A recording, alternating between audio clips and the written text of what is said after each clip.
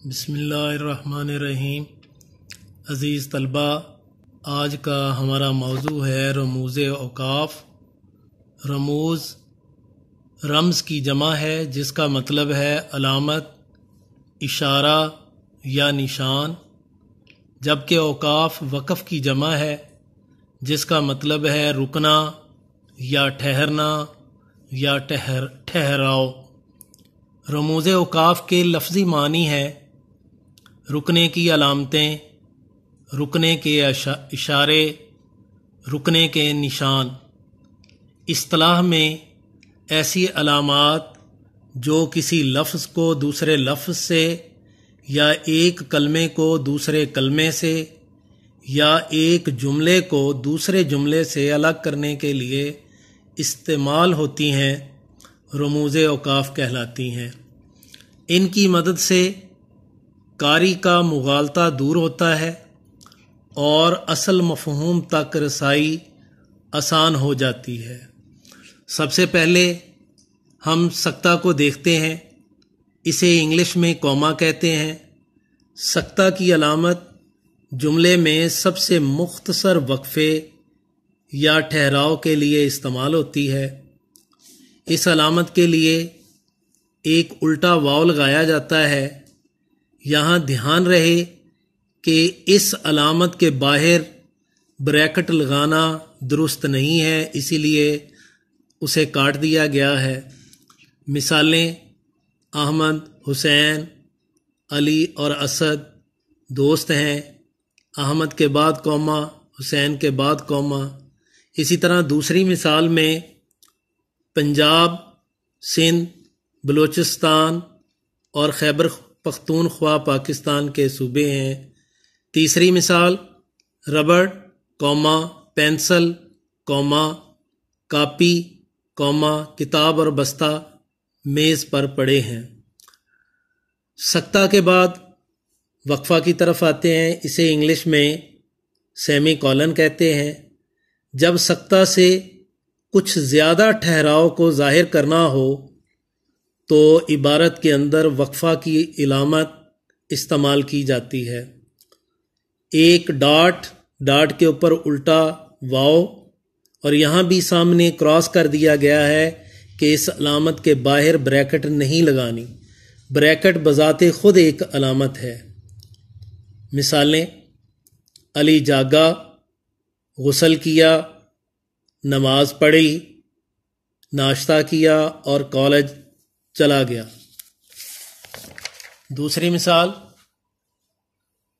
शिकारी ने बंदूक उठाई, कारतूस भरा, निशाना लिया और फायर कर दिया। राबता, इसे इंग्लिश में कॉलन कहते हैं। जब इबारत में वक्फे की निस्बत ज़्यादा ठहराव ज़ाहिर करना हो तो राबता की अलामत इस्तेमाल होती है। अलामत ऊपर नीचे दो डॉट लगाए गए हैं। इन डॉट्स को ब्रैकेट के अंदर लिखना दुरुस्त नहीं है। जैसा कि पहले बताया गया है कि ब्रैकेट बजाते खुद एक अलग अलामत है। मिसालें: सच है, राबता, इत्फाक में बरकत है, फरमाने नबवी सल्लल्लाहु अलैहि वसल्लम, राबता का निशान नवाज मोमन की मेराज है। तफसीलिया, अगर इबारत में किसी शय की, किसी बात की, किसी चीज़ की तफसील बतानी हो तो उसके लिए जो अलामत इस्तेमाल होती है उसे तफसीलिया कहते हैं। तफसीलिया की अलामत लिखने के लिए ऊपर नीचे दो डॉट और सामने एक डैश का निशान होता है। मिसालें: गर्मियों के फल, आमन, आम, जामन, आड़ू, गरमा और केला। पंजाब के बड़े शहर लाहौर, मुल्तान, गुजरांवाला, फैसलाबाद और सियालकोट। ख़त्मा, इस अलामत को इंग्लिश में फुल स्टॉप कहते हैं, लेकिन फुल स्टॉप के मुकाबले में ख़त्मा की उर्दू अलामत थोड़ी सी लंबी होती है। ये अलामत इबारत में भरपूर और मुकम्मल ठहराव को ज़ाहिर करती है और किसी जुमले के इख्तिताम पर लगाई जाती है।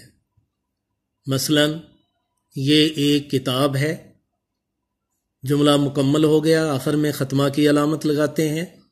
हम आखी खेलते हैं, ख़त्मा की अलामत।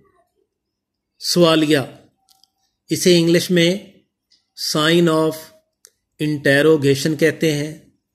सवालिया की अलामत हर उस जुमले के आखिर में लगाई जाती है जिसमें कोई सवाल पूछा गया हो।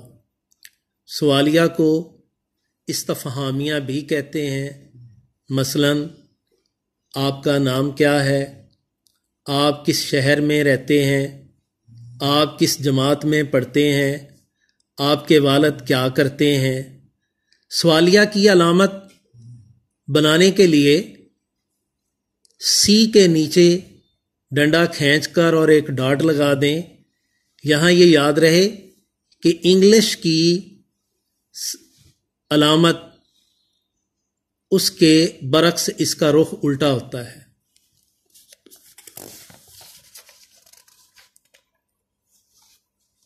निदाइया, जब इबारत में किसी शख्स को पुकारा जाए या मुखातब किया जाए तो निदाइया की अलामत इस्तेमाल होती है।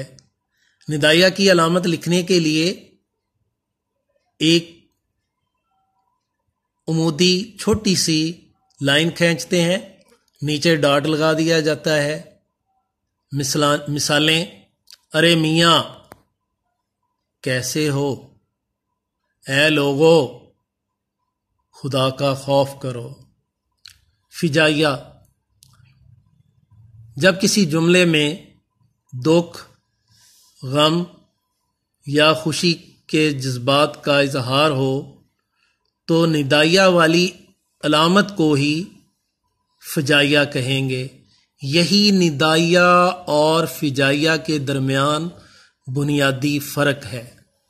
जब पुकारा जाए जुमले में तो अलामत वही होगी लेकिन उसको निदाइया कहेंगे, लेकिन अगर जुमले में खुशी या गम का इजहार हो तो वही अलामत फजाइया कहलाएगी। मसलन आहा, ये आहा का लफ्ज़ खुशी का इजहार है, इसके बाद जो अलामत इस्तेमाल हो रही है इसे हम फिजाइया कहेंगे।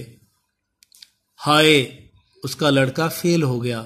हाय ये अफसोस का लफ्ज़ है, इसके बाद इस्तेमाल होने वाली अलामत को फजाइया कहेंगे।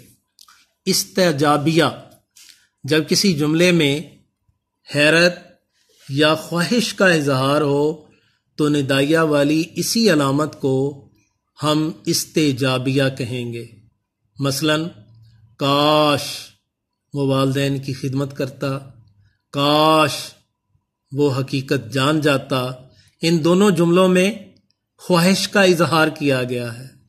तीसरा जुमला, कितना प्यारा मौसम है, यहाँ हैरत का इजहार है, अलामत वही है लेकिन जुमले की मुनासबत से हम इस अलामत को निदाइया, फिजाइया या इस्तेजाबिया कहेंगे। वावैन, जब इबारत में किसी के कौल, फरमान, कहावत, बयान या इक्तबास को हूबहू नकल किया जाए तो उसके शुरू और आखिर में वावैन की अलामत इस्तेमाल की जाती है।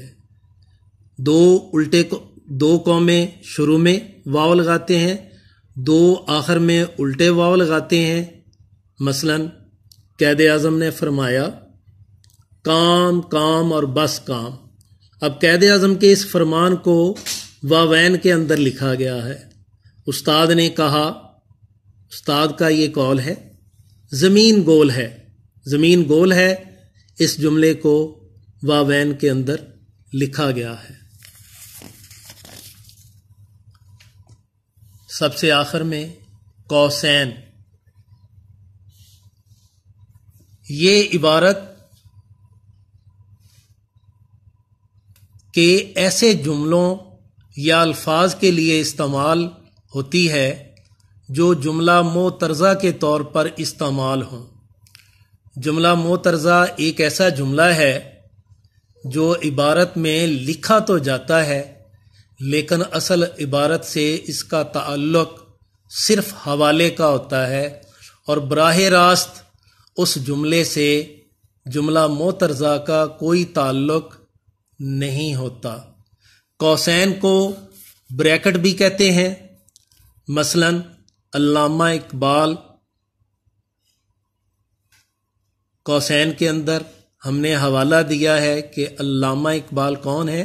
शायर मशरक, सियालकोट में पैदा हुए। असल जुमला क्या है? अल्लामा इकबाल सियालकोट में पैदा हुए। तो अल्लामा इकबाल की वजाहत के लिए कौसैन के अंदर जो शायर मशरक लिखा गया है वो जुमला मोतरज़ा है। मेरा दोस्त बहुत मेहनती है। अब दोस्त की वजाहत के लिए कौसैन के अंदर उसका नाम लिखा गया है अहमद। ये जुमला मोतरज़ा है। बहुत शुक्रिया। अल्लाह हाफिज़।